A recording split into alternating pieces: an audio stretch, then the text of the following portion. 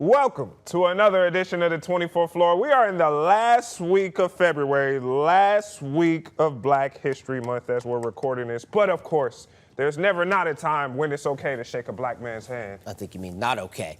Not okay to, It's always okay this is Ruben to do it. Diaz, yes.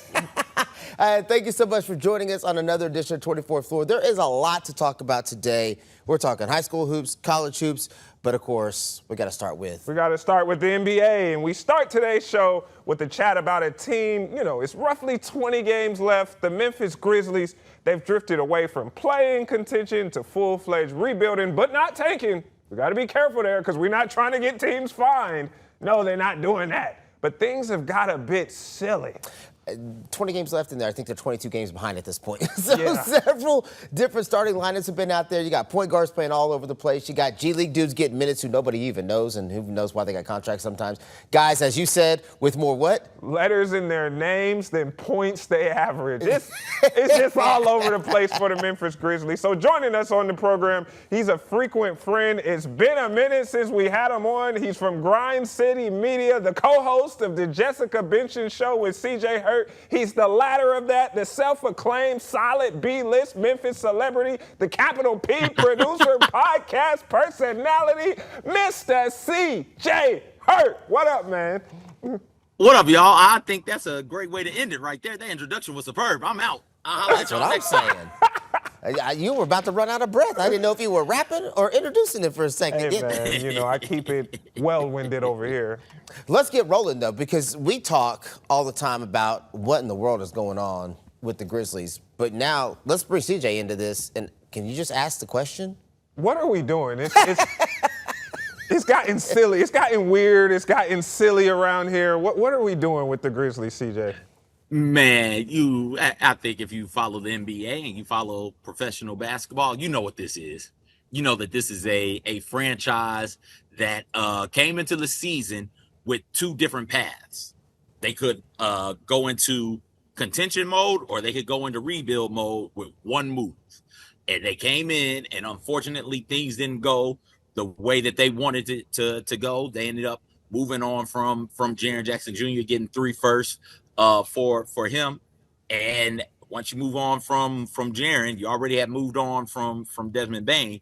Once you move on from those two, it becomes clear, okay, this is now a rebuild. And if you're rebuilding, you need as much talent as possible, as much future talent as possible. And the way that the NBA is set up right now, the way to get future talent, the way to get young talent is by going out there and grabbing it in the draft, especially if you are a small market team in one of these smaller markets who's not going to be able to go out there and sign big time free agents. So you got to be able to get the draft right. And the more picks you have in the draft, the better your chances are of hitting on somebody good. If you got one pick in the first round and it's high, that's cool. But what's better than one pick early in the first round? Multiple picks in the first round. And that's where the Grizzlies sit this year, with multiple picks in the first round. This is about growth and development for some of the guys already on roster, some of the guys you plan on keeping around for a while. This is a chance for them to go out there and get meaningful NBA minutes. But this is nothing more than growth and development, and a chance to try and get the best possible draft pick as you possibly can for the Grizzlies. But is that tough, though? Like, if you follow the NBA, then you probably get some of that and you realize, okay, well, this is what we're in. But if you're just a casual NBA fan and you're a Grizzlies fan and you don't realize what's actually happening, how tough is that, though, for those fans to realize that, you're showing up to games with no real intention of us winning at this point? It's incredibly tough. And while I'll say this, you don't want losing to become a cultural thing. So you just hope that guys are going out there and doing their best and not going through the motion. And while the Grizzlies have had really odd lineups on the court by force because of injuries, the guys on the court are out there doing their damnedest to compete and doing their damnedest to win. So whether it's Jamal Meshack or Omax or Cam Spencer or whomever, if they're out there, they're out there busting their humps trying to go out with a win. And you kind of gotta, you absolutely have to appreciate them for that. And having that type of competitive fire. They're out there playing against Precious Achua in Sacramento, who's got 2 centers out there on the court, and they don't got any. And their tallest dude might be Omax on the court, right? And everybody's out there just fighting and clawing and trying their best. Are they playing out of position? Absolutely, they're playing out of position. Are they fighting? Yes, they are. And that's something that I think for the rest of the season as a fan, this team will hang their hats on. As a fan, you can tell when dudes are trying and when dudes are maximizing the most out of their potential and out of the situation they're in. And I think as a fan, you'll have a deeper love for not just the players playing right now, but the sky's great right now. The sun will come out real soon. And when that sun comes out, it'll make it all the better for you. It'll make the victories all the sweeter for you because you made it through this tough stretch of Grizzlies basketball. Well, CJ, if you're a fan now, I'm guessing you're just really enjoying the vibes because you can pay more for a McDonald's medium fry than you can for a Memphis Grizzlies ticket. I mean, I can go to Wendy's and I get a whole 5 for $5. I get a whole Baconator, and I done spent more money than I done spent on the ticket for the Grizzlies games. Listen, now is the time. If you got kids, if you got a family, now's the time to bring them to the Grizzlies game. Now's the time. You can get in. It can be real affordable for you, baby. I'm talking about I can spend $30 and I'm sitting the court side right there with Jai, you know what I'm saying? Hey, man, listen. Maybe not quite court side, but you're close. You close. You can make out faces. You can see faces. You can hear what they saying. Yeah, absolutely, man. Seriously. What if you got a family, and I know ticket prices for a lot of live events have they've gotten out of hand a bit and made it real difficult for families to be able to get out there and enjoy the event. Like, you can get to an NBA game, you can see NBA players play, and even if it's not the best of the best NBA players, even though you're not seeing a Steph, or even though you're not seeing a LeBron James, or even though you're not seeing a SGA, a Jokic, or Wemby, it's still the NBA. These are 450 of the greatest in the world to do this thing. They're still really, really good. You're going to see some spectacular feats of athleticism and get some fun little moments, right? You never know when a basketball player might accidentally go into the crowd and step on a high noon and have it spray everywhere like Russell Westbrook did, right? And so there's some good stuff that happens. So absolutely come out there and support the team. Do you guys ever watch South Park? Did you watch South Park? Yes. CJ? I love South Park. What this reminds me of is the episode where they're playing baseball and both teams are trying to lose. Right? Oh, yes. You know what I'm saying? Yes. And so the dad's getting in the fights in the stands all the time because he's, this is America. I didn't hear no bell. Yeah, that's what this reminds me of when I watch the NBA right now. It's like we're playing good enough to compete, but then it's at some point somebody's going to have to decide who wants to lose. People would call that an ethical tank. That's what they're doing. They're playing an ethical tank. Yeah, you don't have to go out there and be on a roll and then pull all your good players if, hell, all your good players is injured. So you just send everybody out there and say, hey, whatever happens, happens. Let the chips fall where they may. Let them fall where they may. And again, the players aren't trying to lose. The Grizzlies are just in a really, really tough spot where you guys brought it up. You got G League players being forced to play. What ends up happening with Omax? Because he's right. It's about time for him to stop being able to play in the NBA. I think he's got 9 games left on his 2-way deal before you either have to sign him or not either. You have to sign him if you're going to keep using him. So you got that going on. You've got 10-day players out there as well. And again, you got dudes playing out of position on a routine basis, and it's been that way all season because of the untimely injuries. At one point in time, you had Cam Spencer and Vince Williams Jr., speedy recovery to Vince, by the way. You had them as your 2 point guards. And if you looked at the roster and what you hoped the roster was going to be, neither Cam Spencer nor Vince Williams Jr. would be a point guard. You'd go Ja, you go Scottie Pippen Jr., you go why am I blanking on my man who came through from Cleveland? Ty Jerome. Yeah. You go Ty Jerome, right? Those are your point guards. And now, because to start the season, Scottie Pippen was injured, Ty Jerome was injured, Ja ended up injured for periods of time there early in the season. You're looking up, you're like, okay, it's time to go to our fourth and fifth best point guards, and that's Cam Spencer and Vince Williams Jr. And I think both of them fared admirably in that position, but they just aren't the same type of talent as those other guys in that position. So, it's been that way for the Grizzlies since the start of the season, and now it's just continuing to carry over. I understand how it can be frustrating for fans, man.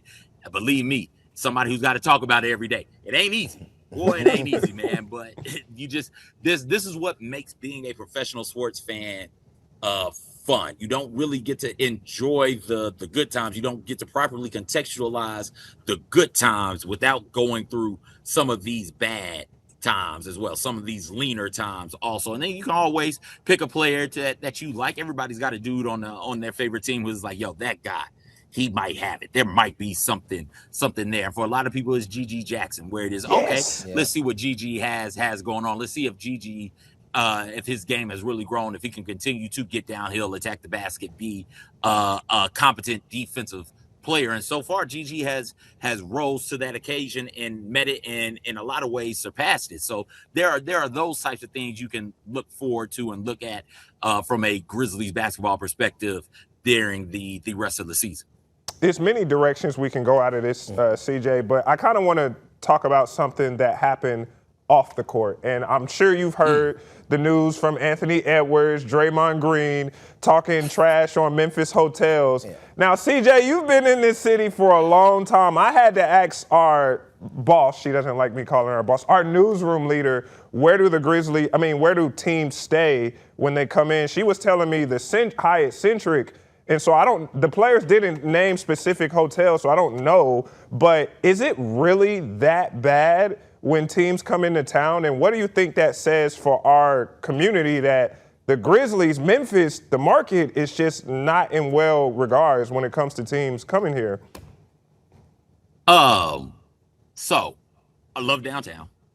Love all the businesses in the city, but we're talking about downtown. So I love all the businesses downtown. Love all the small businesses, locally owned businesses downtown and in the greater Memphis area. I will say that I've stayed at some downtown hotels. I've had family members stay at some downtown hotels. They could be a bit better. They could step this up a little bit, maybe a lot of it. But those comments have been some that I've heard echoed before, and I think that not too often. Sometimes we hear somebody critiquing Memphis is like, oh, that person just doesn't get it, hating on blah blah blah. Whoop, whoop. Those might be closer to true than not. Wish them. I think that you've got to take, if you're a hotel downtown or you're a hotel where the NBA teams are staying, you got to hear those things and take it to heart. And it's like, okay, hey, since you brought it up, what particularly happened? What was the issue? How can we make it right as a company? And I think that it allows for you a chance to become a better hotel and by extension a better ambassador for the city of Memphis, where downtown is such a cool spot in Memphis. You got Beale Street, you got the river right there, Tom Lee. That park is really, really nice as well. You have various festivals coming through. Main Street is right there, the Orpheum, right? Like there's some really cool stuff. When people come into downtown, they want to come into Memphis, they want to stay downtown because it's a cool spot of town. Lorraine Motel, not too far from Sun Studio, you are, as a hotel, one of the first things and the main thing people interact with and see when they come into town. And you want to, put your best foot forward, not just for you as a hotel brand, hotel company, but from a city standpoint, because that can a bad night stay can ruin a trip. The trip can be awesome. I don't care where you go. If you're at Disney World, you're at Magic Kingdom, it could be incredible. You can be kicking it with Mufasa and them, right? Like, it's going to be awesome. But if you go back to your hotel and there are amenities missing, people at the front desk are giving you poor customer service, well, that's going to leave a sour taste in your mouth. I hope that the people who need to have heard it and are listening, And I hope that they make the upgrades and the fixes, not even upgrades, the fixes that are necessary, so that that's not the perception of them and their brand and of the city of Memphis. Memphis is better than what some of these complaints are, and I know that the city can do better. So take it to heart, please. All right, so CJ, we have 1 minute left in this segment, so this has got to be quick for everybody. I'm going to ask you, who do you think the Grizzlies should take in the upcoming draft with their first pick? Again, we only got 1 minute left. How the hell can I make that quick? Like, say a name. They are Beyonce style. Say my name. Whoever's the most talented. This is a team that needs to be in the position of talent acquisition. Whichever player is on that draft board, when you pick who you think is the best player, go get them and figure it out from there, man. That is all I need. This is a generational draft. There's so much talent here. I don't think you can go wrong with any of the top 10 to 12. Go ahead and take the player most talented. All right. Denson, you get the last word because we got to get out of the segment. Who do you think they should take? Right now? Yeah. Michael Brown. Yeah, let's go. I thought you got off the Derek Peterson. Well, I mean, they're not going to get the number one pick. If you had a choice, who would they pick? Who would you want them to pick? Michael Brown. Okay, good. Yeah. All right, I know we got to get out here. CJ's almost out of time. We're almost out of time for sure. CJ, real quick, tell us what you've been working on, man, at Grind City Media. Well, it's just a Jessica Benson show, Monday to Friday, 8 to 9:30, or basically 8 in the morning till whenever the hell we finish. Got the Odds Couple as well coming up on Mondays and Thursdays. Both of those 2:00 p.m. on grindcitymedia.com. Also, I host HBCU Huddle with Ronnie and Mike and Kyra. So we got that going on. That usually drops mid to late afternoons on Thursday. So that's one of those. If you watch one of those or listen to one of those, that's where I'll be at, man. All right. We always appreciate you, CJ. We will definitely have you on the show soon, sooner than later. We won't make it happen so long. Make you wait so long. Thanks, man. Appreciate you, CJ. I appreciate y'all. All right, time for a quick break now with CJ. We talked about it before the cameras start rolling, and that's high school basketball. We got a new district champion, the Bartlett Panthers. When we come back, freshly minted off of that district title win, we're going to talk about it with the head coach of the Bartlett Panthers boys basketball team. Stay close.